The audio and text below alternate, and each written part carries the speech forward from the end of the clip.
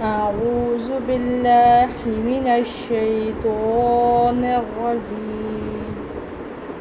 تختی نمبر 11 مشسقون۔ بسم اللہ الرحمن الرحیم۔ مشسقون یعنی جزم والی تختی یا مشق۔ آج ہم اس تختی کا 56 ورڈ پڑھیں گے۔ سب سے پہلے اس علامت کو سمجھ لیتے ہیں، یہ جزم کی علامت ہے۔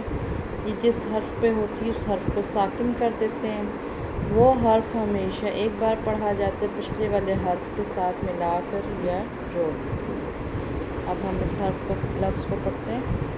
حمزہ پڑی زبر فا ساکن اف، لام پڑی زبر لا اف لا، ہا پڑی زبر ہا اف لا ہا۔ اس میں ہا کے تلفظ کو بہت دھیان دینا ہے کیونکہ یہ حلق سے ادا ہوتا ہے۔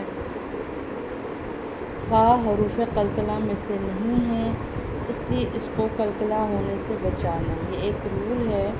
5 حروف ہوتے ہیں، با جیم دال تو قاف۔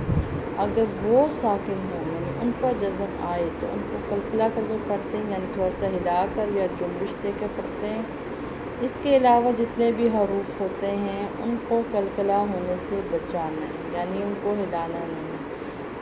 قلقلہ کرنے کا بھی ایک طریقہ ہے مگر یہاں پر ہم اس پہ زیادہ بحث نہیں کریں گے کیونکہ یہاں پر جو ہمارے پاس لفظ یا حرف ساکن ہے وہ ان حروف میں سے نہیں ہے، تو ہم نے اس کو قلقلہ ہونے سے بچانا ہے، یعنی غلطی سے بے دہانی میں یا اس بات کو معمولی سمجھتے ہوئے اسے اف نہیں کرنا۔